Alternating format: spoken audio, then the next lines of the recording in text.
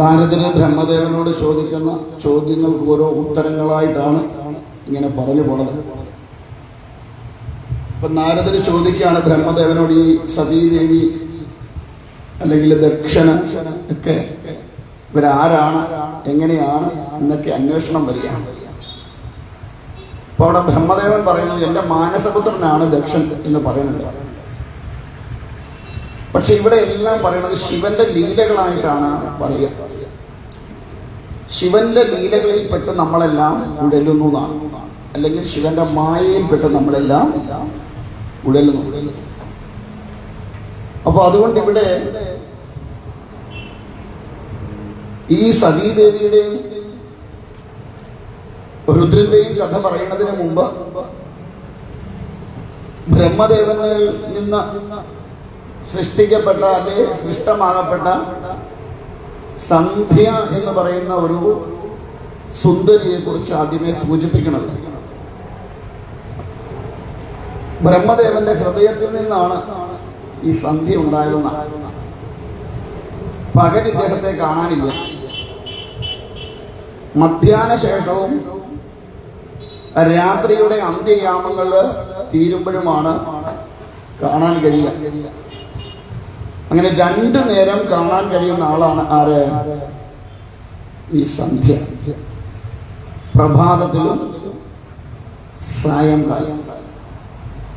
സായംകാലത്ത് അതിസുന്ദരിയായി തീരും സന്ധ്യാനാണ്. ഈ സന്ധ്യ തീരുമാനിച്ചു, ഞാൻ തപസ് ചെയ്യാൻ പോവുകയാണ് തീരുമാനിച്ചു. നമ്മളൊന്നും അതിന് പോവില്ല. നമ്മൾ തപസ് ചെയ്യാൻ പോവാ. നമ്മളൊരു വ്രതം എടുക്കുന്നത് പോലും വലിയ പാടുപെട്ട അല്ലേ? ഇല്ലേ? ഏകാദശിയൊക്കെ എടുക്കാറില്ലേ? പോ, എങ്ങനെ എടുക്കാം?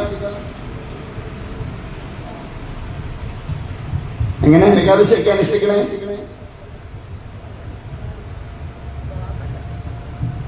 ദശമേടന്ന് ഉച്ചയ്ക്ക് ചോറുണ്ടാ. പിന്നെ ദശമേട അന്ന് ഉച്ചയ്ക്ക് ചോറുണ്ടില്ലേ? പിന്നെ ദശമേട അന്ന് ഉച്ചയ്ക്ക് ചോറുണ്ടില്ലേ? ഇത് കഴിഞ്ഞാൽ പിന്നെ രാത്രിയിൽ എന്ത് കഴിക്കും? ഒന്നും കഴിക്കില്ല.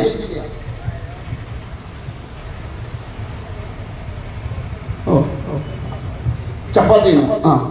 രാത്രിയിൽ ഏകാദശിയുടെ അന്ന്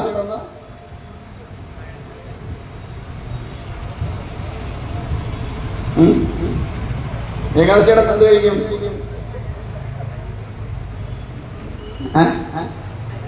ഒന്നും കഴിക്കില്ല. ഫ്രൈഡ് റൈസ്, പഴങ്ങൾ കഴിക്കാം. പഴങ്ങൾ കഴിക്കും. എത്ര കിലോ വരെ പോവും? എപ്പോഴാ? ഉച്ചയ്ക്ക് രാവിലെയോ പഴം കഴിക്കണേ? അപ്പോൾ പകലെന്ത് ചെയ്യും?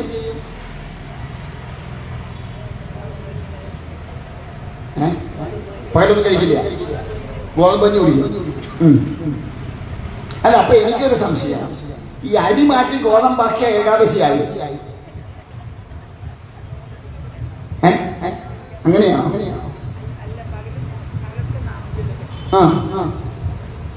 അല്ല, ഈ നാമം ചൊല്ലുമ്പോ വിശക്കില്ലേ? ഓ ദൈവമേ, ഒന്ന് തീർന്നു കിട്ടിയിരുന്നേ മതിയായിരുന്നതൊന്ന് അല്ലേ? അങ്ങനെ ഉണ്ടാ?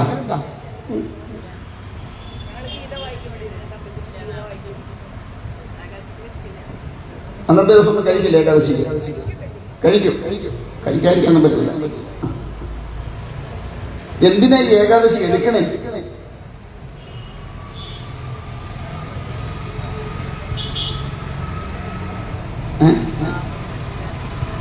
എന്നിട്ട് ഇതുവരെ പാപമല്ല തീർന്നായിട്ട് ആരെങ്കിലും പറഞ്ഞോ?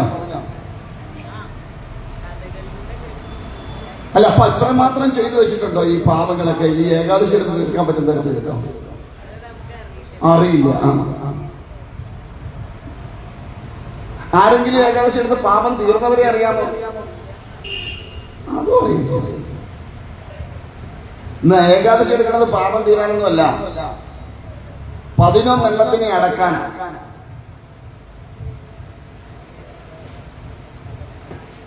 ജ്ഞാനേന്ദ്രിയങ്ങൾ 5, കർമ്മേന്ദ്രിയങ്ങൾ 5, മനസ്സും. ഈ 11 എണ്ണത്തിനെ അടക്കാൻ വേണ്ടിയിട്ടാണ് ഏകാദശി. ചിലർ പറഞ്ഞ ഭഗവാൻ അങ്ങ് പ്രീതിപ്പെട്ടോട്ടെ എന്നാ. എവിടുന്നാ?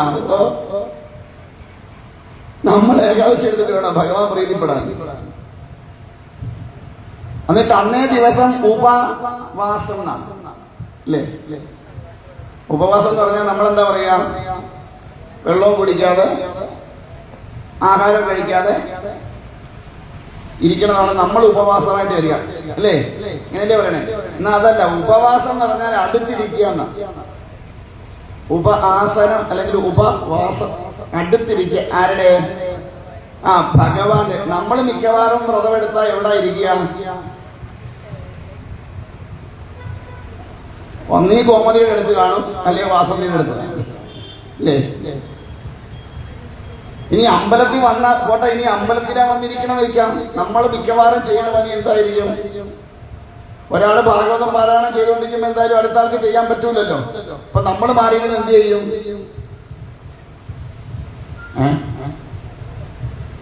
അതാണ് എന്താ ചെയ്യാ? മറ്റുള്ളവരുടെ കാര്യങ്ങളൊക്കെ ഇങ്ങനെ പറഞ്ഞ് അല്ലേ നമ്മളങ്ങനെ ഇരിക്കുക. അപ്പൊ ഇവിടെ ഏതെങ്കിലും ഇപ്പൊ അരി മാറ്റി ഗോതമ്പാക്കി ഉണ്ടെങ്കിൽ എന്തെങ്കിലും ഒന്ന് അടങ്ങിയോ? ഇല്ല. കാണേണ്ടതൊക്കെ നമ്മൾ കാണുകയും ചെയ്യും, കേൾക്കേണ്ടതൊക്കെ കേൾക്കുകയും ചെയ്യും, രുചിക്കേണ്ടതൊക്കെ നമ്മൾ രുചിക്കുകയും ചെയ്യും, ഇല്ലേ? ഇപ്പൊ എവിടെയായി അടങ്ങുക? ഈ 5 എണ്ണം വല്ല എവിടെയോട് അടങ്ങുമോ? ഈ ജ്ഞാനേന്ദ്രിയങ്ങൾ 5 എണ്ണം അടങ്ങില്ലേ? കർമ്മേന്ദ്രിയങ്ങൾ അടങ്ങുമോ? ഇല്ല. ഇത് രണ്ടും അടങ്ങാതെ മനസ്സടങ്ങുമോ? ഇല്ല. അപ്പൊ ഈ 11 എണ്ണത്തിനെ അടക്കാൻ ചെയ്യണത് വീണ്ടും വീണ്ടും ഇതിനെ പോഷിപ്പിക്കല്ലേ ചെയ്യണേ? ആണോ അല്ലയോ? ഗോതമ്പ് കഞ്ഞി കുടിക്കുമ്പോ അതിൻ്റെ കൂടെ ടേസ്റ്റ് എന്തോ ചേർക്കും? ഉപ്പും ചേർക്കും, ഇല്ലേ? കറിയും ചേർക്കും, ചേർക്കോ ഇല്ലേ? അപ്പൊ പിന്നെ ഇവിടെ നാവിനെ അടക്കിയ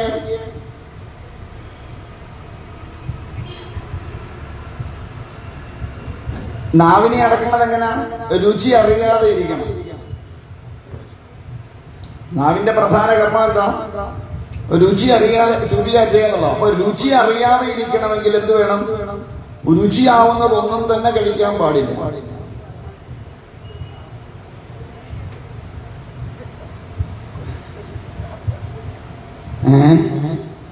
ഇനി മുതൽ ഏകാദശി സ്റ്റോപ്പ് ചെയ്യോ? ഇല്ലേ? ശരിക്കും ഏകാദശി അനുഷ്ഠിക്കുന്നത് പ്രഥമ മുതലാണ്. പ്രഥമ മുതൽ ഒരു നേരത്തെ ആഹാരമേ പാടുള്ളൂ.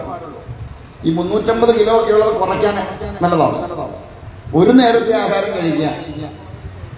ദശമിയുടെ അന്ന് ഒരു നേരത്തെ ആഹാരം കഴിച്ചാൽ ഏകാദശി പരിപൂർണമായിട്ടും ആഹാരമോ ജലമോ കഴിക്കാൻ പാടില്ല.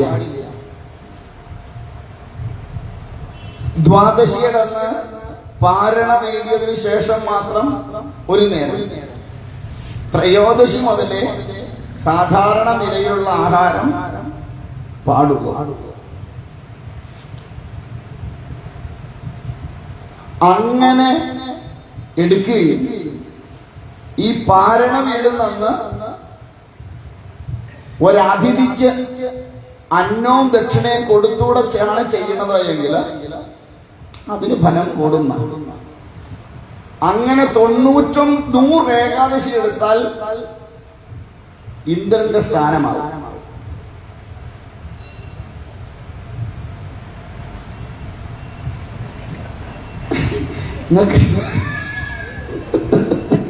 നമുക്ക് ഇന്ദ്രനൊന്നും ആവണ്ടല്ലേ? നമുക്ക് ഇങ്ങനെയൊക്കെ പോയാൽ നമുക്ക് ശരീരം ശോഷിപ്പിച്ചിട്ടുള്ള വഴിയൊന്നും നമുക്ക് വേണ്ട.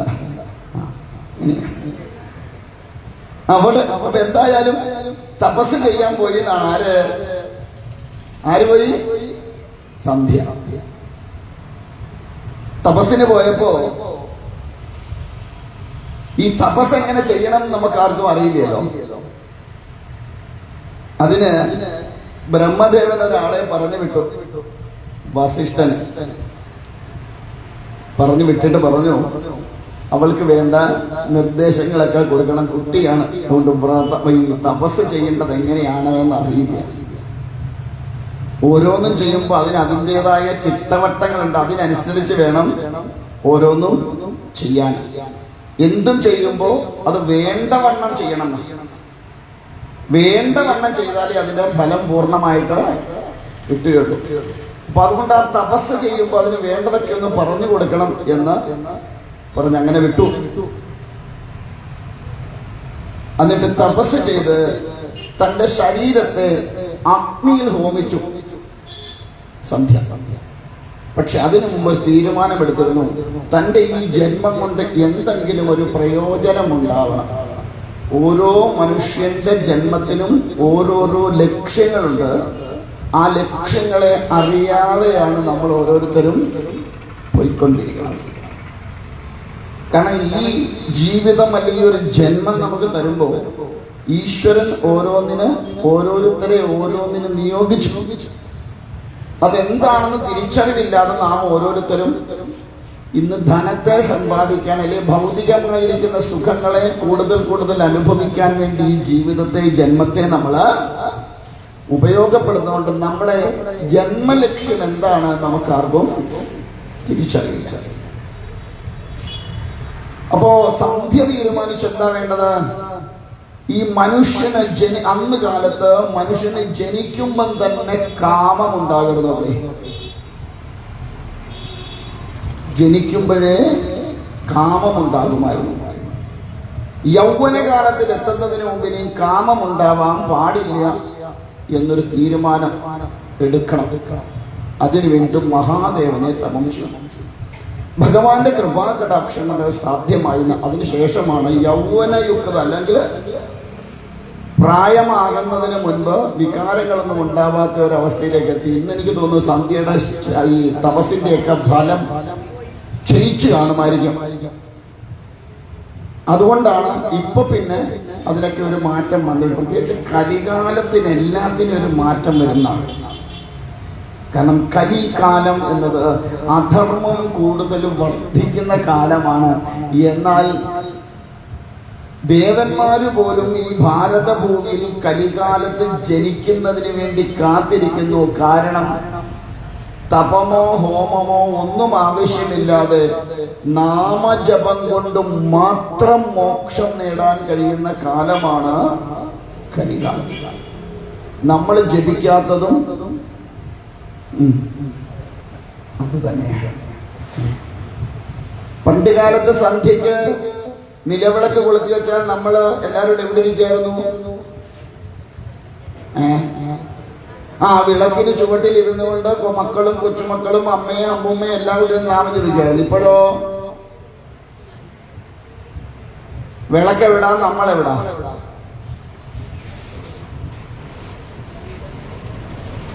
നമ്മൾ സീരിയൽ എല്ലാം കാണുമ്പോ വിളക്കൊരു മൂലക്കിരുന്ന് കരുതിരിയില്ലേ? എല്ലാം കഴിഞ്ഞപ്പോഴാണ് അയ്യോ വിളക്ക് എടുത്തില്ല. ശരിയല്ലേ? സത്യത്തിൽ നമ്മുടെ ആ പണ്ട് കാലത്തെ ആ ഒരു ജീവിത ശൈലിക്ക് മാറ്റം വന്ന് തുടങ്ങി നമ്മുടെ ജീവിതത്തില് സ്വസ്ഥതയില്ലായിരുന്നു. ശരിയാണോ? പണ്ട് വീട്ടിലുള്ളവരെല്ലാവരും കൂടി ഒന്നിച്ചിരുന്ന് ആഹാരം കഴിക്കുമായിരുന്നു. ഇന്നോ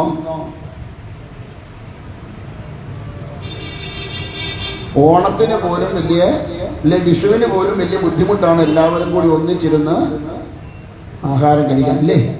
ആണോ? അപ്പൊ എവിടെയാണ് പറ്റിയ തെറ്റ്? നമ്മുടെ ഈ ആചാര അനുഷ്ഠാനങ്ങളെ ഒരു പരിധി വരെ നമ്മൾ വേണ്ടാത്ത വിധത്തിലേക്ക് കൈകാര്യം ചെയ്യാൻ തുടങ്ങിയെടുത്ത് സംഭവിച്ചതാണ്. പണ്ട് ഒരു നേരത്തെ അന്നം കഴിച്ചിരുന്ന കാലത്ത് സമാധാനവും ഐക്യവും ഉണ്ടായിരുന്നു. ഇന്ന് 5 നേരം കഴിക്കാനുള്ളത് കൊണ്ട് നമുക്ക് രണ്ടും നഷ്ടപ്പെട്ടു. എന്തൊക്കെ? സമാധാനവും ഐക്യം. ശരിയല്ലേ? ആണോ? ഇന്ന് മുഖത്തോട് മുഖം നോക്കി നമ്മൾ സംസാരിച്ചിട്ട് കാലം എത്രയായി? ശരിയല്ലേ? ഒരു കുടുംബത്തിലുള്ളവർ തമ്മിൽ പരസ്പരം മുഖത്തോട് മുഖം നോക്കി സംസാരിച്ചിട്ട് എത്ര ദിവസമായി എന്ന് ചിന്തിച്ചു നോക്കൂ. ഭർത്താവ് ഭാര്യയോട് സംസാരിക്കണില്ല, ഭാര്യ ഭർത്താവിനോട് സംസാരിക്കണില്ല. കുടുംബത്തിൽ പരസ്പരം ഒന്ന് നിന്ന് മുഖത്തോട് മുഖം നോക്കി ഒന്ന് ചിരിക്കാൻ പോലും നമുക്ക് നേരെയില്ല. ശരിയല്ലേ? ചിന്തിച്ചു നോക്കൂ. ഇപ്പൊ എവിടെയാണ് നമുക്ക് തെറ്റിയത്? നമ്മൾ തന്നെ ഓരോരുത്തരും സ്വയം വിചിന്തനം ചെയ്തെങ്കിൽ മാത്രമേ ആ തെറ്റെന്താണെന്ന് തിരിച്ചറിഞ്ഞ് അതിൽ നിന്ന് ഇനിയുള്ള തലമുറയെങ്കിലും മുക്തമാക്കി എടുക്കാനായിട്ട് നമുക്ക് സാധ്യമാവും. പണ്ടത്തെ ആചാര അനുഷ്ഠാനങ്ങളൊക്കെ നമ്മുടെ ജീവിതത്തിലേക്ക് നമ്മൾ തിരികെ കൊണ്ടുവന്നില്ലെങ്കിൽ ഇനി വരും തലമുറ നമ്മളെക്കാൾ വലിയ അഗാധമായിരിക്കുന്ന ഗർത്തങ്ങളിലേക്കായിരിക്കും വീഴാൻ പോവുക.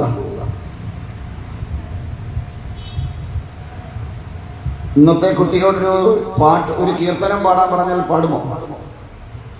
അതേസമയം ഈ ലോകത്തുള്ള ഏത് ഭാഷയിലുള്ള സിനിമയിലെ പാട്ട് പാടാൻ പറഞ്ഞാലും അവർ പാടും. നമ്മുടെ ഒരു കീർത്തനം പാടാൻ പറഞ്ഞാലോ, അല്ലെ മഹാദേവനെ സ്തുതിച്ചുകൊണ്ടൊരു നാമം ചൊല്ലാൻ പറഞ്ഞാലോ സാധ്യമാവോ? അപ്പൊ ആരാണ് ഈ തരത്തിലേക്ക് ഓരോന്നിനെയും വളർത്തിയെടുത്തത്? നമ്മൾ ഓരോരുത്തരും ഇനിയെങ്കിലും ചിന്തിക്കേണ്ടിയിരിക്കുന്നു. എന്തായാലും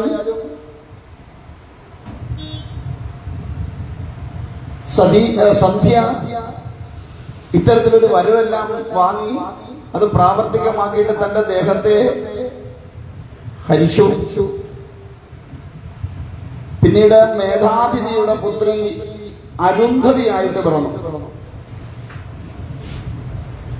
അരുന്ധതിയായിട്ട് പിറന്ന വസിഷ്ഠനെ വിവാഹം കഴിച്ചു.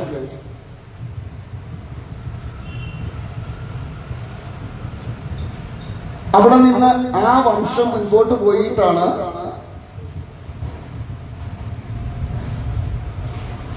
നമ്മൾ ഇന്ന് കാണുന്ന ഓരോരോ വംശങ്ങളിലേക്കും എത്തിപ്പെട്ടിട്ടുള്ളത്. അങ്ങനെ എത്തിപ്പെട്ട് കഴിഞ്ഞപ്പോഴാണ് ഇവിടെ സതീദേവിയുടെയും ഭഗവാന്റെയും വിവാഹത്തിന്റെ കാര്യങ്ങളെ കുറിച്ച് പറയണം. ബ്രഹ്മദേവന് അദ്ദേഹത്തിന്റെ പുത്രനായിരിക്കുന്ന ദക്ഷനോട് പറഞ്ഞു അത്രേ, പുത്ര, ഈ രുദ്രനെ ഇങ്ങനെ ഇരുത്തിയാൽ പറ്റില്ല, അദ്ദേഹത്തിനൊരു കൂട്ട് വേണം. അതിന് ഉതകുന്ന വിധത്തിലുള്ള ഒരു സ്ത്രീരത്നത്തെ സൃഷ്ടിക്കേണ്ടിയിരിക്കുന്നു. അതിനു വേണ്ട നടപടികൾ നീ സ്വീകരിക്കണം എന്ന് പുത്രനായ ദക്ഷനോട് പറഞ്ഞു. ദക്ഷൻ പിതാവിന്റെ വാക്കുകളെ അനുസരിച്ചു തപം ചെയ്തു. ഇവിടെ എല്ലാം നമുക്ക് കാണാൻ കഴിയും, ഏതൊരു ശ്രേഷ്ഠതമമായിരിക്കുന്ന ഫലത്തെ പ്രാപിക്കുന്നുണ്ടോ അവിടെ എല്ലാം പ്രധാനമായും പറയുന്ന ഒന്നാണ് ഏത്? തപസ്. എന്താ ഈ തപസ്?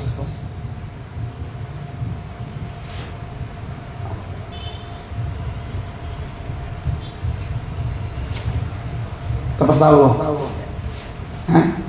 ചിലപ്പോ ഞാൻ ചിലപ്പോ ആലോചിക്കണ്ടേ, നമ്മളൊക്കെ ഇങ്ങനെ അങ്ങോട്ട് കണ്ണൊക്കെ അടച്ചിട്ടുണ്ട്, ഇങ്ങനെ ഒരു ഇരിപ്പിരിക്കും അല്ലേ? ഇച്ചിരി കഴിയുമ്പോ ആദ്യത്തെ ഇരിപ്പ് ഗംഭീരാണ്, ഇങ്ങനെ അങ്ങോട്ട് ഇടിച്ചു കഴിയുമ്പോ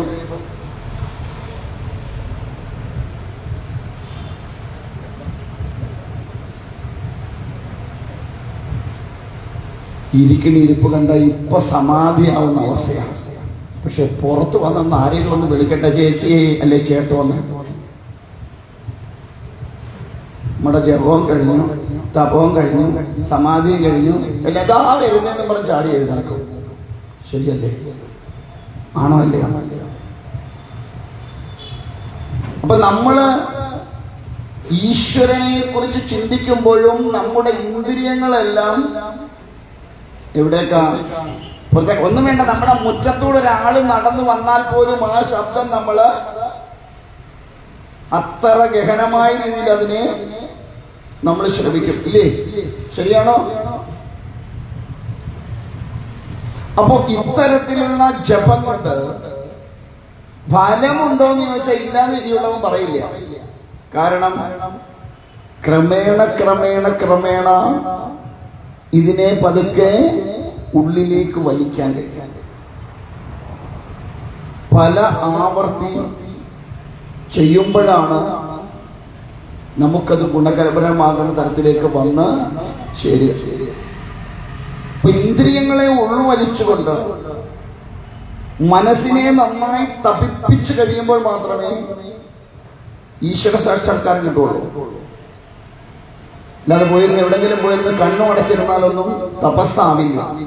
ഇനി കണ്ണുകളൊക്കെ അടച്ചിങ്ങനെ ഇരിക്കുകയാണ്, ഇപ്പൊ ഒന്നും വേണ്ട. ഇവിടെ ഇപ്പൊ നിങ്ങൾ ഈ ഉള്ളവനെ ശ്രമിച്ചുകൊണ്ടിരിക്കുക അല്ലേ അല്ലേ? ഇതിനോടകം മനസ്സ് എവിടെല്ലാം പോയി. ഞാൻ പറഞ്ഞത് മുഴുവൻ കേട്ടോ കേട്ടോ കേട്ടോ ഞാൻ പറഞ്ഞത് മുഴുവൻ കേട്ടോ കേട്ടോ അതൊന്നും വേണ്ട. കേട്ടോ ഇല്ലയോ? കേട്ടു കേട്ടു. എത്ര മനസ്സിലായി?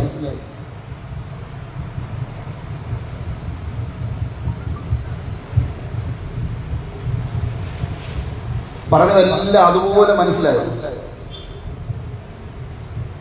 ആയോ? എന്താ മനസ്സിലാവാന്?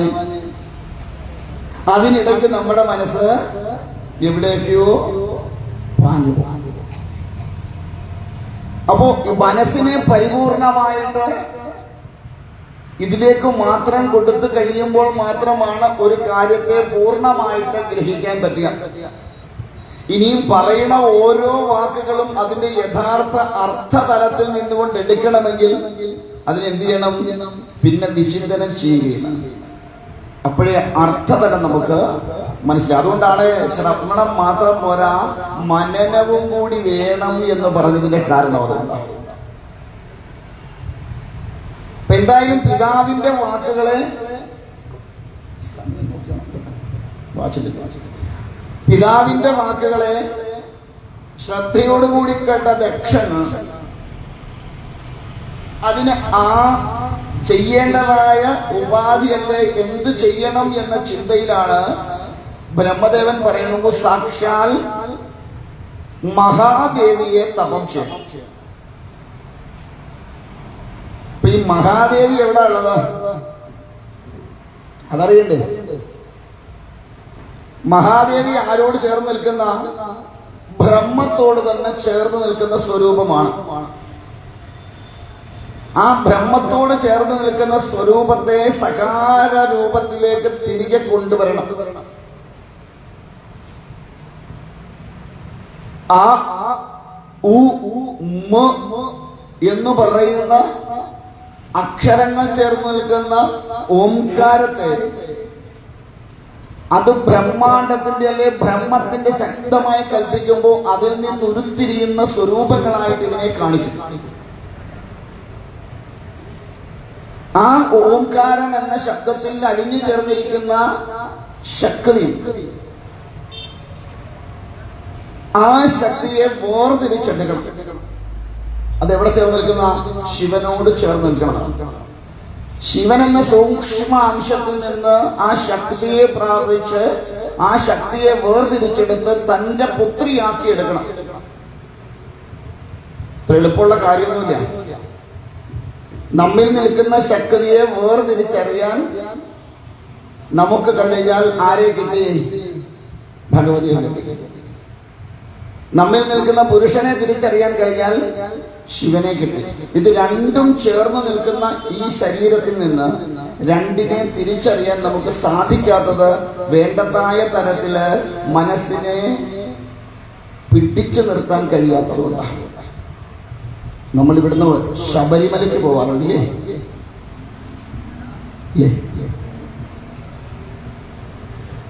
എന്തിനാ പോണേ?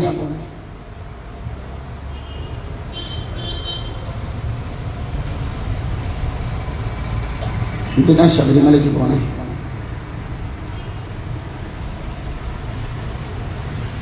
പോയിട്ടില്ലേ? എന്തിനാ പോണേ? ഇങ്ങനൊക്കെ ചോദിച്ചാൽ ഞങ്ങൾ കുഴഞ്ഞു പോകത്തുള്ളൂ. അങ്ങനെ ഞങ്ങളുടെ നാളെ പോലെ വരുന്നില്ല അല്ലേ?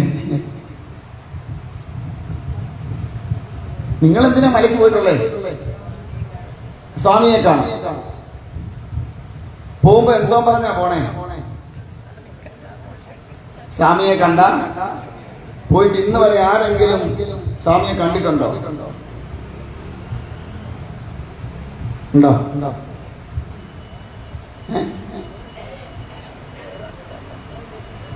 പോയിട്ടുള്ളവർ ആരെങ്കിലും ഇന്ന് വരെ സ്വാമിയെ കണ്ടിട്ടുണ്ടോ? ഇല്ല. മുദ്ര ഇട്ടപ്പോ ആരായിരുന്നു? ഊരിയപ്പോഴോ?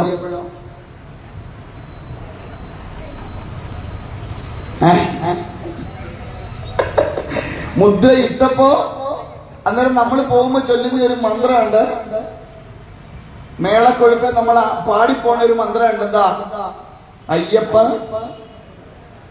തിന്തകത്തോ അല്ലേ സ്വാമി. ഇവിടൊക്കെ ഇനിയിപ്പം മകരവിളക്കിനോട് ഇതിനോടനുബന്ധിച്ച് ഇല്ലേ, അയ്യപ്പൻ വിളക്കിനോടനുബന്ധിച്ച് കേൾക്കാൻ നിങ്ങൾക്ക് അയ്യപ്പൻ തിന്തകത്തോ. ചെണ്ടക്കാർ പഠിക്കുന്നത് അയ്യപ്പൻ തിന്തകത്തോ അല്ലേ, സ്വാമി തിന്തകത്തോ. അതിനനുസരിച്ച് നമ്മള് തുള്ളുകയും ചെയ്യും. പക്ഷെ പറഞ്ഞത് എന്താ? അയ്യപ്പൻ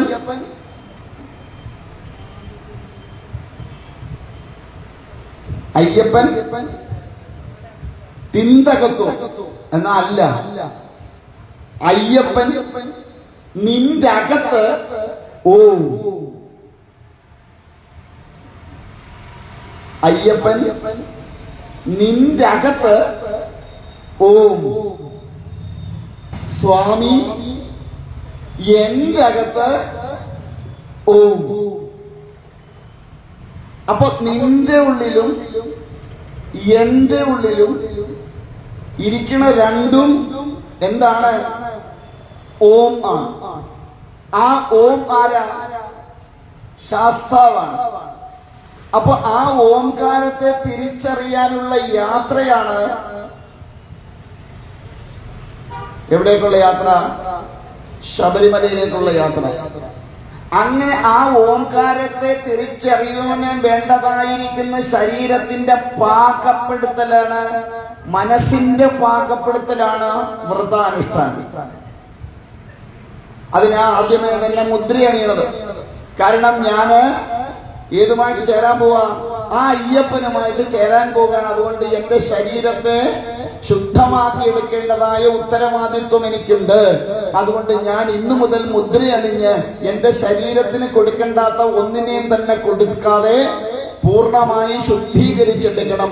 അതേപോലെ ഈ ഭഗവത് നാമങ്ങളിൽ കൂടി മനസ്സിനെ ശുദ്ധമാക്കി എടുത്തുകൊണ്ട് പോകുന്ന ഒരുവന് മാത്രമാണ് കല്ലും മുള്ളും കാലിക്ക് മെത്ത. നമ്മളൊക്കെ പോയാലോ?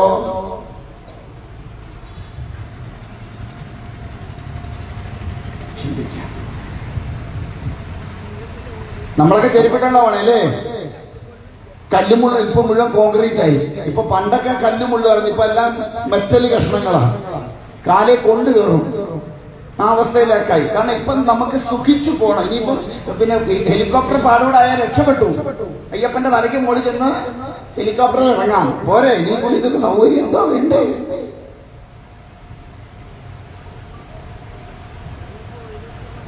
പണ്ട് കാലത്ത് കാനന പാതകളിൽ കൂടി എത്ര സുഖകരമായ രീതിയിൽ അയ്യപ്പനെ പോയി കണ്ട് ദർശിച്ചു വന്നിട്ടുണ്ട്.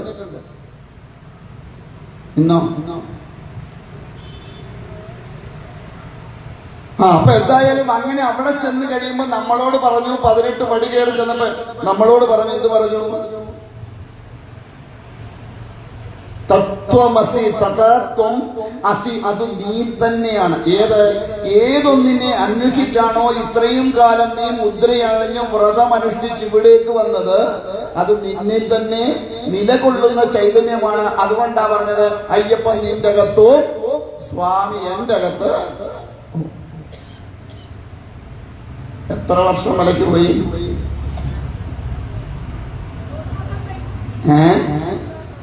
3 വട്ടം പോയി. ഓരോരുത്തരും 36 വർഷം പോയിട്ടുണ്ട്. പോയിട്ട് എന്താ കാര്യം? തെങ്ങ് വെച്ചു പോരും. 18 കൊല്ലം കൂടുമ്പോ അവിടെ കൊണ്ടൊരു തെങ്ങ് വെക്കണം എന്ന് പറഞ്ഞു കേട്ടു. എനിക്കറിഞ്ഞൂടെ എന്തിനാ ഈ തെങ്ങ് വെക്കുന്നതിന്. പണ്ട് കാലത്തെ സങ്കല്പമാകാം, ക്ഷീണി ചെല്ലുമ്പോൾ ഒരു കരിക്കെങ്കിലും പൊട്ടിച്ചിട്ട് കുടിച്ചോട്ടെ എന്ന് വെച്ചിട്ടാവാം തെങ്ങ് വെക്കണത്. പക്ഷെ ഇപ്പൊ ഈശ്വര അതിന് കൊണ്ട് തെങ്ങ് കൊണ്ട് പോയാൽ അത് അന്നേരം അവര് വലിച്ച് അടുത്ത ആളിന് വിറ്റ് കാശാക്കും. ഈ തെങ്ങ് വെച്ചതല്ലാതെ എന്തെങ്കിലും മാറ്റം നമ്മുടെ ജീവിതത്തിൽ ഉണ്ടായിട്ടുണ്ടോ? അപ്പൊ ഇത്തരത്തിലുള്ള വ്രത അനുഷ്ഠാനങ്ങൾ കൊണ്ട് എന്താണ് നമ്മൾ ലക്ഷ്യമുള്ളത്? മനസ്സിന്റെ ചിന്താഗതികൾക്ക് മാറ്റമില്ല, നമ്മുടെ പ്രവൃത്തിക്ക് മാറ്റമില്ല, നമ്മുടെ ബുദ്ധിക്ക് യാതൊരുവിധ മാറ്റവുമില്ല. ഇതൊന്നും ഉണ്ടാവുന്നില്ല എങ്കിൽ പിന്നെ ഇതിന്റെയൊക്കെ ആവശ്യകത എന്താ ഉള്ളത്?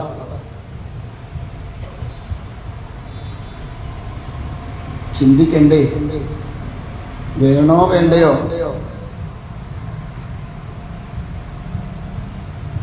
അപ്പോ ഓരോരോ ഈ പറയുന്ന ഓരോ യജ്ഞങ്ങളാണെങ്കിൽ പോലും ഇത് നമ്മളെ മാറ്റാൻ വേണ്ടിയിട്ടായിരിക്കണം. നമ്മുടെ ചിന്തകളെയും പ്രവൃത്തികളെയും വാക്കുകളെയും ഒക്കെ പഴയ അവസ്ഥയിൽ നിന്നും മറ്റൊരവസ്ഥയിലേക്ക് മാറ്റിക്കൊണ്ട് കർമ്മങ്ങൾ ചെയ്യുമ്പോൾ ശുദ്ധമായ രീതിയിൽ കർമ്മം ചെയ്യുവാൻ വേണ്ടതായിരിക്കുന്ന ജ്ഞാനെന്ന അഹംബോധമില്ലാതെ കർമ്മം ചെയ്യുവാൻ കഴിയുന്ന വിധത്തില് മനസ്സിനെയും ചിന്തകളെയൊക്കെ മാറ്റിയെടുക്കാൻ വേണ്ടിയിട്ടാണ് ഇതെല്ലാം. നമ്മൾ എത്രയോ കാലമായിട്ട് സപ്താഹം കേൾക്കുന്നു, ഇല്ലേ? കേൾക്കാറില്ലേ? എത്ര സപ്താഹം നമ്മൾ കേട്ടിട്ടുണ്ട്. ഇപ്പോഴും നമ്മൾ എവിടെ വന്നിരിക്കണേ? എത്ര കാലമായിട്ട് ഞങ്ങൾ ഇങ്ങനെ പറഞ്ഞുകൊണ്ട് കിടക്കുക, അങ്ങനെ നന്നാവണം ഇങ്ങനെ നന്നാവണം, നാട്ടുകാരെ മുഴുവൻ നന്നാക്കാൻ എടുത്ത് സർവ്വ കോൺട്രാക്റ്റും എടുത്തേച്ച് കിടക്കുക ഞങ്ങളെപ്പോലൊരു. ഇതുവരെ ഞാൻ നന്നായോ?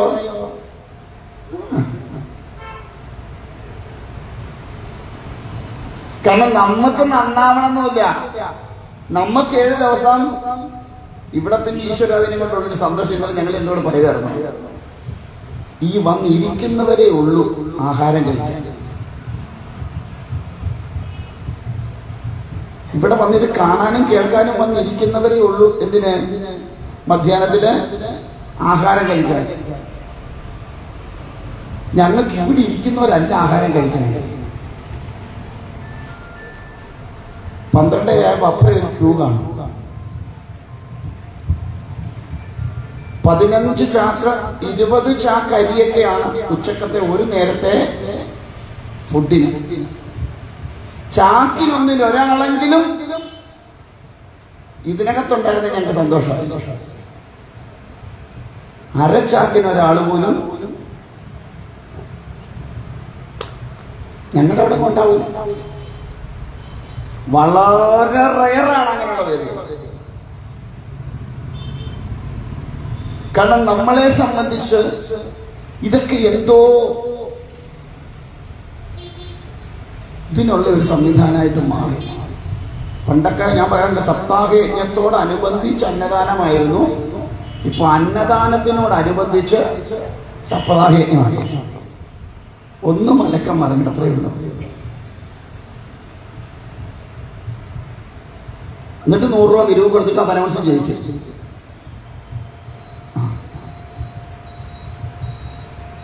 ഈ അവസ്ഥയിലേക്ക് നമ്മൾ അധപ്പതിച്ചു. ഇപ്പൊ ഞാൻ പറയാറുണ്ട്, നിങ്ങളൊരു കാര്യം ചെയ്യും, സപ്താഹത്തിന് വേണ്ടി ഇത്രയും കാശ് മുടക്കണ്ട. 7 ദിവസം ഞങ്ങൾ ശാപ്പാട് കൊടുക്കുക, അന്നാഹയജ്ഞം എന്നും പറഞ്ഞ് കൊടുക്കുക, സപ്ത അന്നാഹയജ്ഞം പറഞ്ഞ് കൊടുക്കുക. എന്നിട്ട് ഇവിടെ ആരെങ്കിലും 2 പേരെ വിളിച്ചിട്ട് കൃഷ്ണ രാമ ഗോപാല ശങ്കര എന്ന് പറയിപ്പിക്കുക. എങ്ങനെയാലും ശാപ്പാട് കഴിച്ചാൽ പോരെ? ഇത്രയും ലക്ഷങ്ങൾ മുടക്കി പന്തലും ഒക്കെ ഇട്ട് ഇത്രയും ഗംഭീരമായിട്ട് നടത്തിയിട്ട് അവിടെ ശാപ്പാട് കഴിക്കണ കാര്യമല്ലോ. ഇതാണെങ്കിൽ ശാപ്പാട് കൊടുത്താൽ മതി. അതുകൊണ്ട് അങ്ങനെ വല്ല പ്ലാനും ഇപ്പൊ ആലോചിക്കാൻ ഞാൻ പറയുന്നത്. അത്രയും മാത്രം നമ്മൾ അധപ്പതിച്ചു. ഇന്ന് വരെ ശാപ്പാട് കണ്ടിട്ടില്ലാത്ത രീതിയിലാണ്. വലിയൊരു വിക്ഷോഭനം കാണും, അതിനകത്തൊരു 10-15 പാത്രമൊക്കെ എടുത്തിട്ട് ഇനി പോരുക. പശുവിനും പട്ടിക്കും വരെ ഉള്ളത് ഇവിടുന്ന് വേണം കൊണ്ടുപോകാൻ. ആ അവസ്ഥയിലേക്ക് അധപ്പതിച്ചു നമ്മൾ. എങ്ങനെ ആയി എന്ന് അറിയാൻ വയ്യാത്ത. ഈശ്വരൻ ഇവിടുത്തെ സന്തോഷം അത് വലിയൊരു കാര്യമാണ്. കാരണം ഈ രാവിലെ 6 മണി മുതൽ വരുന്നവരൊക്കെ തന്നെയാണ് ഇവിടെ ഇരുന്ന് ഇതൊക്കെ എല്ലാം ആഹാരം കഴിച്ചിട്ടും പോണത് എന്നുള്ളത് വലിയൊരു കാര്യമാണ്. അതാണ് മനസ്സിലൊക്കെ ഉണ്ട് ഞങ്ങൾക്കൊക്കെയുള്ള സന്തോഷം ഏറ്റവും വലിയ കാര്യം അതൊക്കെയാണ്. കാരണം ഒന്നുമല്ലേ ഭഗവാന്റെ നാമങ്ങളെ കേട്ടിട്ടാണല്ലോ പോയി അന്നം മേടിച്ച് കഴിക്കുന്നത്. ചില സ്ഥലങ്ങളിൽ ചെന്ന സപ്താഹം തുടങ്ങിയാൽ പിന്നെ അവിടുത്തെ ഒറ്റ അക്ഷരേ അറിയൂ. ആദ്യത്തെ അക്ഷരം ഏതാ? ആ. ആചാര്യൻ ആരാടി? ആ. അവിടെ ഇന്ന് എന്തോ പൂജ? ആ. അത് മാത്രം. കാരണം അതൊന്നും അറിയണില്ല. നേരെ വരിക, അവിടെ ക്യൂ നിൽക്കാം, മേടിക്കാം, അപ്പോഴെ കൈ കഴുകുന്ന പിന്നെ വീട്ടില ആ അവസ്ഥയിലേക്ക് പോകുന്നുണ്ട്. ഞാൻ പറഞ്ഞു ഇതൊക്കെ നിർത്തണം. ശാപ്പാട് കൊടുപ്പേ അങ്ങ് നിർത്തണം. ഭഗവാന്റെ നിവേദ്യം കൊടുക്കുക, ചില തൈര് കൊടുക്കുക, അല്ലെങ്കിൽ ചില മോര് കൊടുക്കുക, ഒരു മുളക് ചാലിച്ചു കൊടുക്കുക. അത് കഴിച്ച് തൃപ്തിയോടെ വന്നിരുന്ന് ഭാഗവതം കേൾക്കാൻ താല്പര്യമുള്ളവർക്ക് മാത്രം കൊടുത്താൽ മതി.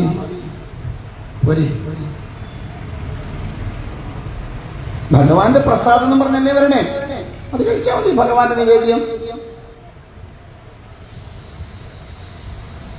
പക്ഷേ ഞാൻ ഇതിങ്ങനെ പറഞ്ഞു വരുമ്പോ ഓരോന്നോരോന്ന് ഇതിന് കൂടെ വന്നിരുന്നു. എന്തായാലും അങ്ങനെ ദക്ഷ പ്രജാപതി തീരുമാനിച്ചു ഭഗവതിയെ ശരണം പ്രാപിക്കാൻ. അങ്ങനെ കഠിനമായ തപം ചെയ്തു എന്നാണ്. ഭഗവതി വളരെ ഗംഭീരമായ രീതിയിൽ ദക്ഷ പ്രജാപതി അനുഗ്രഹിച്ചു. ചോദിച്ചു എന്താണ് നിനക്ക് വേണ്ടതെന്ന്. ദക്ഷ പറഞ്ഞു ഭഗവതി, അവിടുന്ന് എനിക്ക് പുത്രിയായി പിറക്കണം. എന്നാലോചിച്ച് നോക്കൂ, സാക്ഷാൽ ജഗത്തിനെ മുഴുവൻ നിയന്ത്രിക്കുന്ന ശക്തി സ്വരൂപിണിയായിരിക്കണം ഭഗവതി ആരായി വരണമെന്ന്? മക്കളായി വരണം എന്നാണ് പ്രാർത്ഥന. നമ്മളൊക്കെ പ്രാർത്ഥിക്കാറുണ്ടില്ലേ? കല്യാണം, മക്കളുടെയൊക്കെ കല്യാണം കഴിഞ്ഞാൽ നമ്മുടെ അടുത്ത പ്രാർത്ഥന എന്താ? എന്താ അടുത്ത പ്രാർത്ഥന? എന്റെ മോക്കൊരു അല്ലെ എന്റെ മോനൊരു ആ കുട്ടിയെ തന്നു. ഇന്ന് വരെ ആരെങ്കിലും പറഞ്ഞിട്ടുണ്ടോ എന്റെ ശങ്കര നീ എന്റെ മോക്ക് മകനായി പിറക്കണേന്ന് പറഞ്ഞിട്ടുണ്ടോ? എന്താ എന്താന്നും പറയാതെ ഇന്ന് വരെ ആരെങ്കിലും പറഞ്ഞിട്ടുണ്ടോ? ഇവിടുത്തെ ശങ്കരനോട് പറഞ്ഞിട്ടുണ്ടോ ശങ്കര നീ എനിക്ക് പുത്രനായി പിറക്കണേന്ന് പറഞ്ഞിട്ടുണ്ടോ? ഇനിയും വേണ്ട, ഇവിടെ വന്ന് തൊഴുതേച്ചോ ശങ്കര നീ എന്റെ കൂടെ പോരാവെന്ന് ചോദിക്കുമായിരുന്നു. അങ്ങനെ ചോദിച്ചിട്ടുള്ളവരുണ്ടോ? ശങ്കര എന്റെ കൂടെ പോരെന്ന് എന്താ പറയാത്തെ?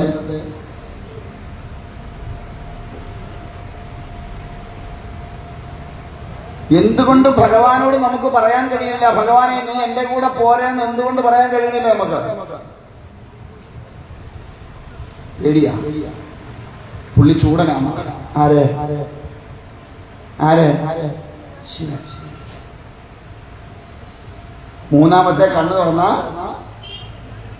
മൊത്തം പോക്ക്. അതുകൊണ്ട് പുള്ളി ചൂട് പിടിപ്പിക്കാതെ തലയിൽ കൂടെ വെള്ളം ഒഴിച്ച് അവിടെ ഇരുത്താമെങ്കിൽ നമുക്ക് സൗകര്യം.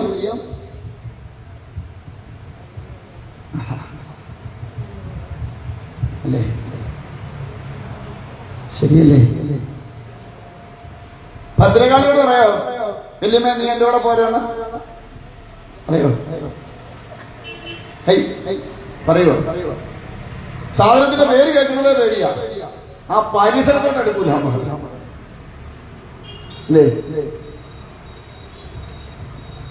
ഞാൻ മിനിഞ്ഞാന്ന് ഇങ്ങോട്ട് വന്നത് ഞങ്ങൾ രണ്ടുപേരുടെ കൊടുങ്ങല്ലൂർ കയറി വല്യമ്മയെ കണ്ടത് എഴുത് കൂടെ പോരാൻ പറഞ്ഞ ഇങ്ങോട്ട് പോകുന്നു. നമുക്ക് എന്താ പ്രശ്നം? കൂടെ വന്നാ എവിടെ കൊണ്ടിരുത്തും?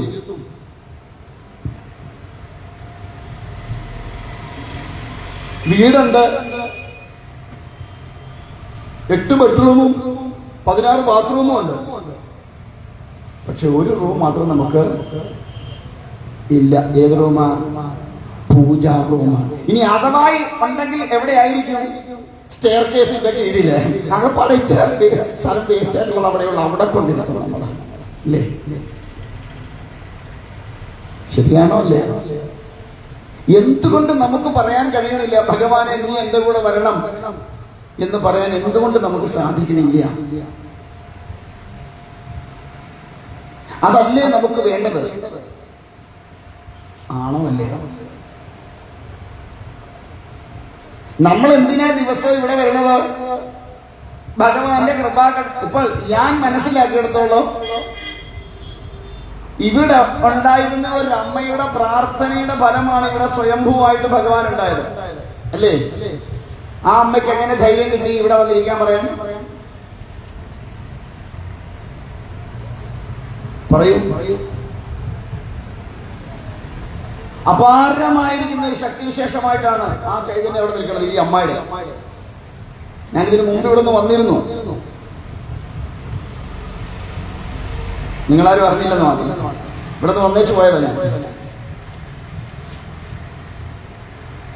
വന്ന് കണ്ടപ്പോ അപാരമായിരിക്കുന്ന ചൈതന്യമാണ് അമ്മയുടെ ഇവിടെ. ഞാൻ പറഞ്ഞിട്ടാ പോയത്. വളരെ ഗംഭീരമായ ഒരു ശക്തിയായിട്ട് ഇരിക്കുന്ന ബ്രഹ്മരക്ഷ സ്വരൂപം ആ അമ്മയുടെ. മഹാദേവൻ അതിനേക്കാൾ ഗംഭീരം. ആ അമ്മയ്ക്ക് സാധിച്ചെങ്കിൽ എന്തുകൊണ്ട് നമുക്ക് സാധിക്കുന്നില്ല ഭഗവാനെ നീ എന്റെ കൂടെ പോരെന്ന് പറയാൻ?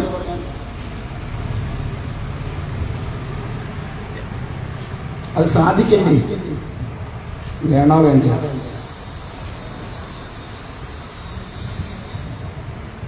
നമ്മൾ ഇത്രയും കാലം ഈ വലിയ വേദാന്തങ്ങളൊക്കെ പറഞ്ഞിട്ടും വലിയ താത്വികമായ ചിന്തകളൊക്കെ പോയിട്ടും നമുക്ക് എന്തേ മനസ്സിന് ഭഗവാനെ കൊണ്ടിരുത്താൻ നമുക്ക് കഴിയാത്തത്? അല്ലെ ഭഗവാന്റെ മുമ്പിൽ നിന്നുണ്ടോ ശങ്കര നീ എന്റെ കൂടെ പോര് എന്ന് പറയാൻ എന്തുകൊണ്ട് നമുക്ക് സാധിക്കണില്ല?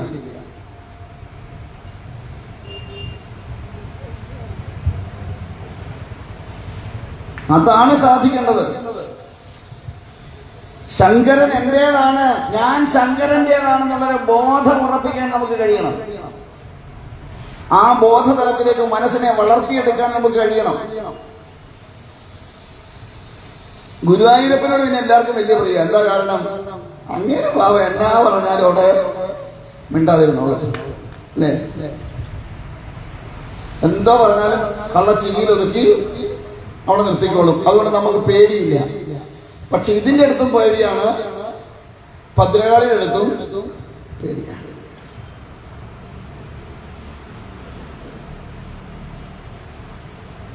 നമ്മൾ ഇടയ്ക്കിടയ്ക്ക് അത് ആവാറുമുണ്ട്.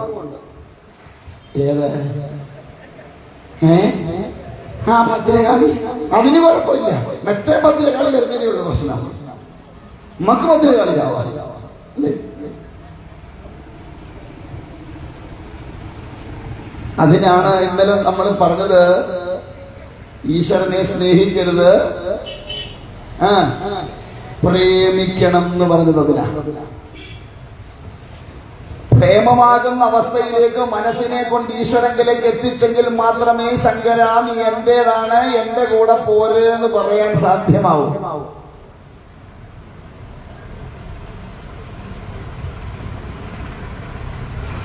ആ അവസ്ഥയിലേക്ക് മനസ്സിനെ കൊണ്ടെത്തിക്കണം ഓരോ യജ്ഞങ്ങളിൽ കൂടി. ഈശ്വരനെ ഭയക്കാനുള്ളതല്ല, ആണോ? ഭയന്നു മാറി നിൽക്കാനുള്ളതല്ല ഈശ്വരൻ. തന്നിലേക്ക് ഓരോ നിമിഷവും ചേർത്ത് നിർത്താനുള്ളതാണ് ഈശ്വരൻ. അകന്നു നിൽക്കാനുള്ളതല്ല, അടുപ്പിച്ചു നിർത്താനുള്ളതാണ്. തന്റെ മാറോട് ചേർത്തണയ്ക്കാനുള്ളതാണ് ഈ പ്രപഞ്ചത്തിന്റെ ശക്തിയായിരിക്കുന്ന മഹാദേവന് എന്ന ബോധം നമുക്ക് ഉണ്ടാക്കിയെടുക്കാൻ കഴിയണം. അല്ലാതെ ദൂരെ മാറി നിന്നുകൊണ്ട് ശങ്കരോ എന്ന് വിളിക്കാനുള്ളതല്ല. ശങ്കയില്ലാതെ ശങ്കരനെ ചേർത്ത് നിർത്താൻ കഴിയണം. വേണ്ടേ? എന്നും ഭയപ്പെട്ട് മാറി നിൽക്കാനുള്ളതാണോ നമ്മുടെ സങ്കല്പങ്ങളും സ്വരൂപങ്ങളും? അതിന് ശങ്കരൻ ആരാന്നറിയണം, ഭദ്രകാളി ആരാന്നും അറിയണം. വേണ്ടേ? എന്താ നിങ്ങളെല്ലാം കണ്ണ് തുറച്ചു നോക്കിയിരിക്കുന്നത്? എന്നും ഭയപ്പെട്ടു മാറി നിൽക്കരുത് ഈശ്വരന്റെ അടുത്ത് നിന്ന്. ഭയപ്പാടോടെ കാണാനുള്ളതല്ല. നമ്മുടെ ഗുരുക്കന്മാർ ആരെങ്കിലും പറഞ്ഞിട്ടുണ്ടോ നീ ദൂരെ മാറി നിൽക്കവന്റെ അടുത്തു നിന്ന്? പറഞ്ഞിട്ടുണ്ടോ? ദേവന്മാരെ പോലും ശപിക്കുവാനുള്ള കരുത്തുള്ളവരായിരുന്നു നമ്മുടെ ഗുരുക്കന്മാര്, അല്ലേ? അല്ലേ? ഇന്ന് നമ്മൾ കണ്ടില്ലേ, നാരദര് ശപിച്ചു വിഷ്ണുവിനെ, അനുഭവിച്ചില്ലേ? അപ്പൊ ദേവന്മാരെ പോലും ശപിക്കാൻ കരുത്തുള്ള അവസ്ഥയിലേക്ക് മനസ്സിനെ ആക്കിയെടുത്ത് ഗുരു പരമ്പര നമുക്ക് കാട്ടിത്തന്നത് ഈശ്വരനിൽ നിന്ന് മാറി നിൽക്കാനാണോ, ഈശ്വരനെ നമ്മളിലേക്ക് ചേർക്കാനാണോ? അപ്പൊ പിന്നെ എന്തുകൊണ്ട് നമുക്ക് പറ്റണില്ല അത്?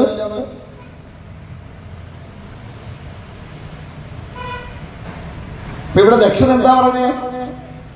പ്രപഞ്ചത്തിന്റെ മുഴുവൻ ശക്തിയായിരിക്കുന്ന പ്രപഞ്ചത്തിന് മുഴുവൻ നിയന്ത്രിക്കുന്ന ശക്തിയോടാണ് പറയണത്, നീ എന്റെ മകളായി പിറക്കണം.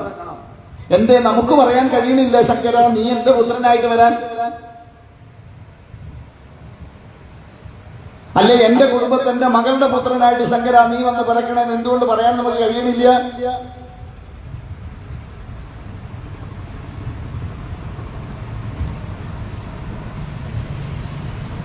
ഞാൻ പറയണത് മനസ്സിലാവണുണ്ടോ?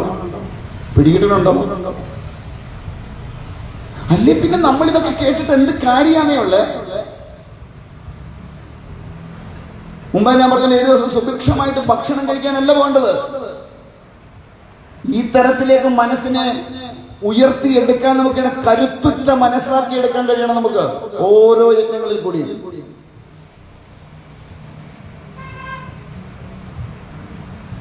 അവിടെ ഭഗവാനെ നമുക്ക് നമ്മുടെ ഉള്ളിലേക്ക് വലിച്ചടുപ്പിക്കാൻ കഴിയണം.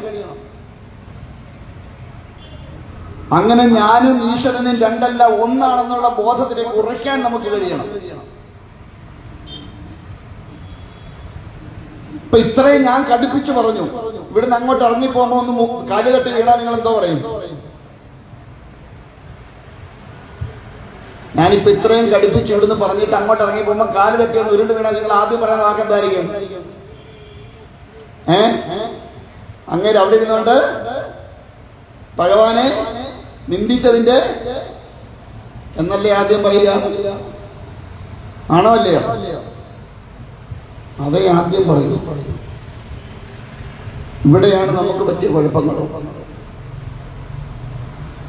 ഞാനൊരിക്കലും അതിന് ഭഗവാനെ കുറ്റം പറയില്ല. കാരണം എന്റെ കാല് മുണ്ടേലടങ്ങി വീണതിന് ഭഗവാനെ ചെയ്ത് പറഞ്ഞിട്ട് വല്ല കാര്യമുണ്ടോ? മുണ്ട് പൊക്കി പിടിക്കണം എന്നുള്ള ഉത്തരവാദിത്വം എനിക്കുണ്ടായിരുന്നു. ഞാനത് ചെയ്യാത്തോണ്ടാവുണ്ട് വീണതല്ലേ? ആണോ അല്ലയോ? അതിനുപയോഗിക്കുന്ന ഭഗവാനെ എന്താണ് ഞാൻ ഇത്ര നിന്റെ കാര്യം പറഞ്ഞുകൊണ്ട് പോയപ്പോൾ എന്നെ ഉരുട്ടിയിടാമെന്ന് ചോദിച്ചിട്ട് വല്ല കാര്യമുണ്ടോ?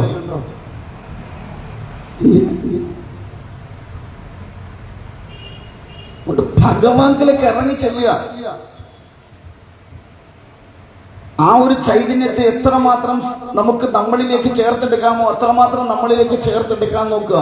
ഭയപ്പാടില്ലാതെ ചെല്ലാൻ കഴിയണം ഭഗവാന്റെ മുമ്പിലേക്ക്. ഒരു ഭയവും ഇല്ല. അല്ലേലും എന്റെ ഭഗവാനെ ഞാനല്ലേ സൃഷ്ടിക്കണേ? ആണോ അല്ലയോ? അല്ലേ? അതൊന്നും വേണ്ടുന്നില്ല. എന്റെ ഭഗവാനെ സൃഷ്ടിക്കുന്നത് ഞാനല്ലേ? ആണോ? എന്റെ ഭഗവാന് രൂപം കൊടുക്കുന്നത് ഞാനാണ്. ചിലർ എന്നെ കാണുമ്പോൾ പറയും, പ്രത്യേകിച്ച് നീ നരസിംഹാവതാരം ഒന്നും കാണണ്ട സപ്താഹത്തിന്. ആരെ കണ്ടിട്ട് പോകുന്നുണ്ടെന്ന്? സ്വാമിയെ കണ്ടിട്ട് പോകുന്നുണ്ട്. ഇനി പ്രത്യേകിച്ച് നരസിംഹാവതാരത്തിന് പ്രത്യേകിച്ച് ഇതിന്റെ ഒന്നും ആവശ്യമില്ല. കാരണം കണ്ടാലും ഏതാണ്ടൊക്കെ അതുപോലൊക്കെയാണല്ലോ. സടയും ഇടയില്ലെന്നുള്ളതേ ഉള്ളൂ, ഇല്ലേ? ചിലർ പറഞ്ഞ പിള്ളേരെ പിടുത്തക്കാരനാണ്. ഞാൻ പറയാം അതും കറക്റ്റാ. കണ്ടാൽ ഇതുപോലൊക്കെ തന്നെ ആവരും. നമ്മളൊന്ന് ചിന്തിച്ചു നോക്കൂ. ഇവിടെ ഇപ്പോ ഒരു ദേവസങ്കല്പത്തെ കൊടുക്കണത് ആരാ? പൂജിക്കണം അദ്ദേഹമാണ്, ഇല്ലേ? അപ്പൊ ഈശ്വരനെ സൃഷ്ടിക്കുന്നില്ലെങ്കിൽ ദേവസങ്കല്പത്തെ സൃഷ്ടിക്കുന്നത് ആരാ? നമ്മളല്ലേ? പിന്നെ അങ്ങനെ സൃഷ്ടിക്കുന്ന ദേവനെ ഭയപ്പെടേണ്ട കാര്യമുണ്ടോ?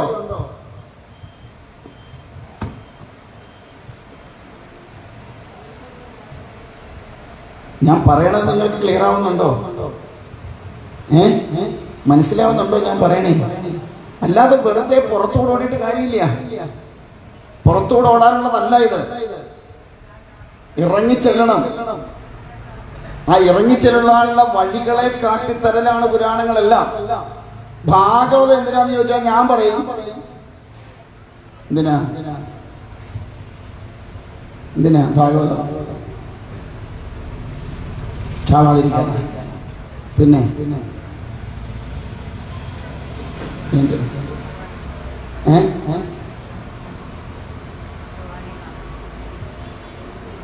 മരണമില്ലാത്ത അവസ്ഥയിലേക്ക് എത്താൻ വേണ്ടിയിട്ടല്ലേ?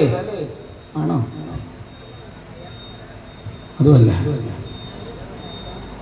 മലയാളം ഭാഗവതം കണ്ടിട്ടുണ്ടോ? ഉണ്ടോ? തുഞ്ചത്ത് എഴുത്തച്ഛന്റെ അതിനകത്തൊരു ഭാഗവത കീർത്തനം കണ്ടിട്ടുണ്ടോ? ഉണ്ടോ? അതിനകത്തൊരു 4-ാം പാദ കീർത്തനമുണ്ട്. അതിനകത്തൊരു 2 വരി പറയും. എന്താണെന്നറിയാമോ? കൊണ്ടാടുവോർക്കും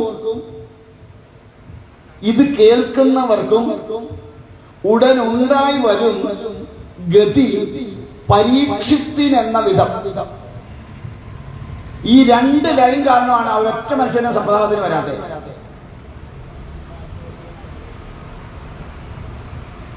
എന്താ കാര്യം? ഇത് കൊണ്ടു നടക്കുന്നവനും ഇത് കേൾക്കുന്നവനും ആരുടെ ഗതി വരുമെന്ന്? പരീക്ഷത്തിന്റെ ഗതി വരുമെന്ന്. ഭാഗവതം കേട്ട പരീക്ഷത്തിന്റെ ഗതി എന്തായിരുന്നു?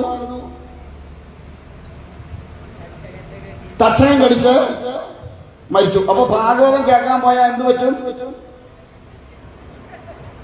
7-ാം ദിവസം പാമ്പ് കടിച്ച് ചാവും.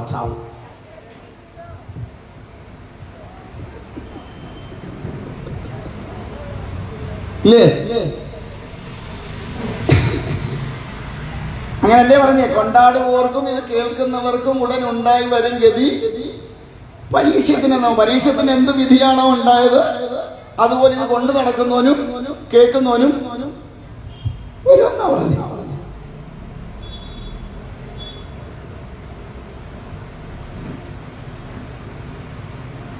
അപ്പൊ അതുകൊണ്ട് ഇവിടെ ദക്ഷന്റെ പ്രാർത്ഥന ഭഗവതി കേൾക്കാൻ തയ്യാറായി.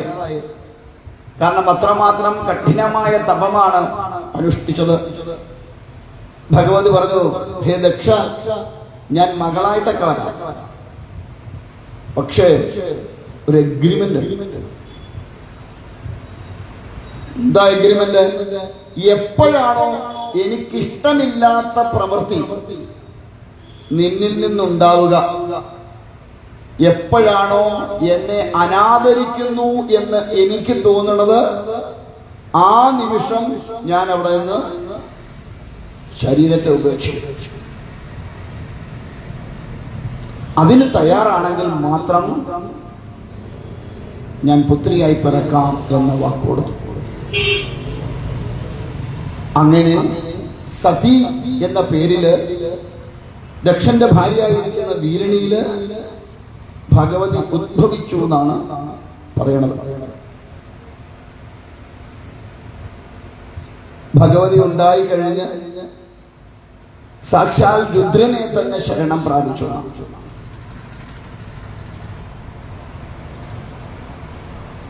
കാരണം ബ്രഹ്മദേവൻ വേണ്ട സൂചനകൾ കൊടുത്തിരുന്നു. നിനക്കുള്ള വരൻ സാക്ഷാൽ രുദ്രനാണ് എന്ന ബോധത്തെ. ഒരു കുട്ടി ഉണ്ടാവുമ്പോ ആദ്യം പറഞ്ഞു കൊടുക്കേണ്ടത് എന്താണെന്നറിയുമോ? എന്താ?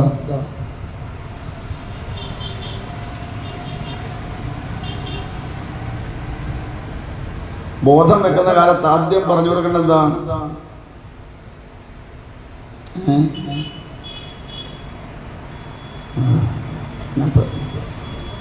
പഠിച്ച് എഞ്ചിനീയർ ആയിക്കോണം, ഡോക്ടർ ആയിക്കോണം, ഇതാണോ ആദ്യം പഠിപ്പിച്ചു കൊടുക്കേണ്ടത്? ധർമ്മത്തിനനുസൃതമായി ജീവിക്കാൻ പഠിക്കുന്നത്.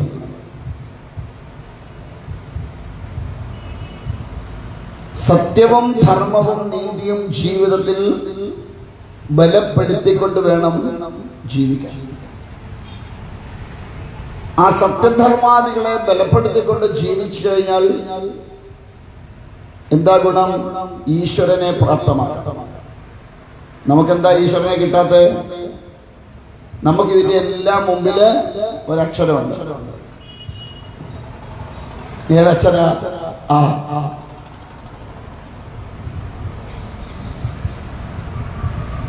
അതാ നമുക്കൊക്കെ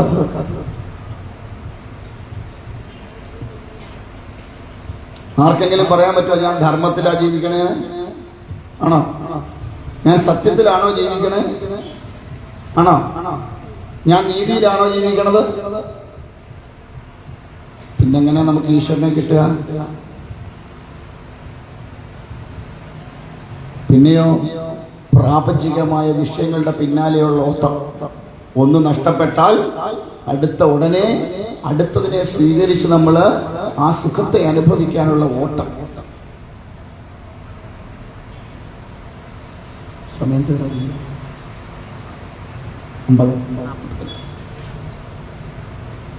അങ്ങനെ എന്തായാലും എഗ്രിമെന്റ് ഒക്കെ സമ്മതിച്ചു. ദക്ഷന്റെ പുത്രിയായിട്ട് ഭഗവതി വന്നു. കുട്ടിക്കാലം മുതലേ സതി എന്ന പേര് കിട്ടിയത് കൊണ്ട് ആ സത്യത്തിലേക്ക് തന്നെ പോകാനുള്ള തയ്യാറെടുപ്പായിരുന്നു സതീദേവി. സതി എന്ന് പറഞ്ഞാൽ തന്നെ സത്യത്തെ അറിഞ്ഞവളാണ്. അതുകൊണ്ട് തന്നെ സത്യത്തെ അറിയലാണ് ജന്മലക്ഷ്യം. സത്യത്തിലേക്ക് ചെന്ന് ചേരലാണ് ജന്മലക്ഷ്യം എന്ന തിരിച്ചറിവ് നമുക്ക് ഓരോരുത്തർക്കും ഉണ്ടാവണം. ഈ ജീവൻ മുഴുവൻ സതിയാണ്. ആ സത്യത്തിലേക്ക് ചെന്ന് ലയിക്കാൻ കഴിയും. അതിനുവേണ്ടി ആയിരിക്കണം ഈ ജന്മത്തെ കൊണ്ടു നടക്കേണ്ടത്. പക്ഷെ നമ്മൾ അതിനു വേണ്ട കർമ്മങ്ങളൊന്നും അനുഷ്ഠിക്കാറില്ല. അതുകൊണ്ട് എന്ത് വരുന്നു? നമുക്ക് സത്യത്തിനെ തിരിച്ചറിയാൻ കഴിയാതെ വരണം. നമ്മളെല്ലാം അങ്ങനെ തന്നെ. ഇപ്പൊ കഴിഞ്ഞ ദിവസം ഞാൻ പറഞ്ഞ പോലെ നമ്മൾ എന്തിനാ ഇതൊക്കെ ചെയ്യണമെന്ന് വെച്ചാൽ നമ്മുടെ കുറെ കാര്യങ്ങൾ ഇങ്ങനെ നടന്നു പോകണം. അതിനുവേണ്ടി മാത്രമാണ് നമ്മൾ ഇത്തരത്തിലുള്ള കാര്യങ്ങളിലൊക്കെ പങ്കാളിയാവണം. അല്ലേ? ഈ ശരീരത്തെ മറന്നിട്ട് നമുക്ക് എന്തെങ്കിലും പണിയുണ്ടോ? ഉണ്ടോ? അപ്പൊ അതുകൊണ്ട് ആ സത്ത് നമ്മളിൽ ജനിക്കണമെങ്കിൽ ആ സത്തിനെ വേണ്ട തരത്തിൽ സ്വീകരിക്കാനുള്ള ഒരു മനസ്സ് നമുക്കുണ്ടാവണം. നോക്കൂ, ഇവിടെ നമുക്ക് പ്രത്യക്ഷത്തിൽ തന്നെ എത്ര ഗുരുക്കന്മാരുണ്ട് അല്ലേ? ചട്ടമ്പി സ്വാമികളുണ്ട്, ശ്രീനാരായണ ഗുരുദേവനുണ്ട്, ശ്രീരാമകൃഷ്ണ പരമഹംസരുണ്ട്, വിവേകാനന്ദ സ്വാമി. ഇതൊക്കെ ഒരെണ്ണേ ഉണ്ടായുള്ളൂ അല്ലേ? എന്ത് രണ്ടാമത് അതുപോലെ ഒരെണ്ണം വരാഞ്ഞേ?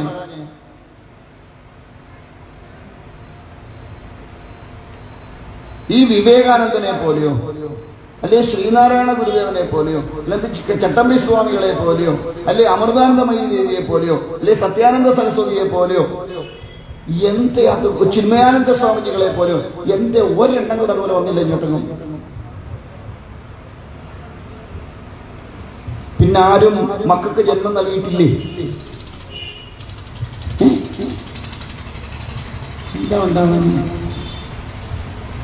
അതുപോലുള്ള ഒന്നിന് ജന്മം കൊടുക്കാനുള്ള മാനസികവും ശാരീരികവുമായ സങ്കല്പശുദ്ധികൾ നമുക്കുണ്ടായിട്ടില്ലാത്തതുകൊണ്ടാണ്. സൃഷ്ടിയാദി കർമ്മത്തിന് തുടങ്ങുമ്പം തന്നെ ആദ്യം ശുദ്ധമാക്കേണ്ടത് എന്തിനെയാ? സങ്കല്പത്തെയാണ്. നമുക്കെവിടെ സങ്കല്പത്തിൽ ശുദ്ധി? എന്തൊക്കെയോ കാണിച്ചു വെച്ചു ഒരെണ്ണം സൃഷ്ടിച്ചു ഉള്ളൂ അല്ലേ?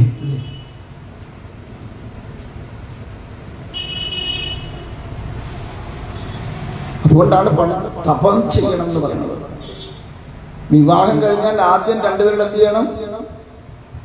തപസ് ചെയ്യണം. തപസ് ചെയ്ത് ചിന്തകളും വാക്കും പ്രവൃത്തിയും ഒക്കെ ഈശ്വരങ്കലേക്ക് സമർപ്പിച്ച് രണ്ടുപേരുടെയും ചിന്തകൾ ഒന്നായി ലയിച്ച് ചേർന്ന് കഴിയുമ്പോൾ മാത്രമേ സൃഷ്ടിക്ക് തുടങ്ങാവൂ. അല്ലേ ആ സൃഷ്ടിക്ക് കുഴപ്പം പറ്റും.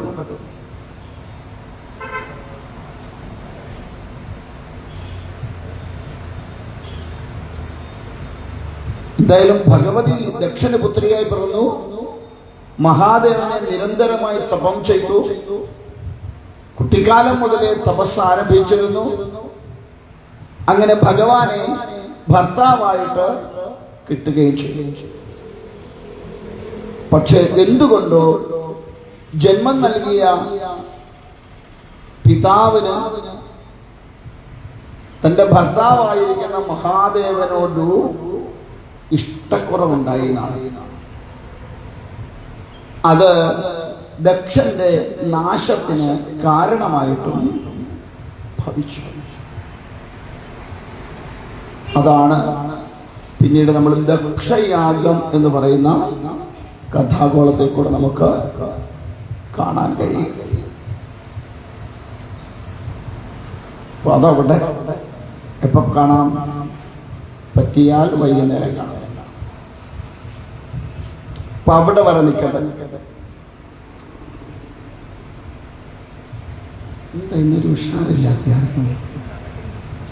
ചൂട് വല്ലതും കൂടുതലുണ്ടോ? അല്ല, എന്താ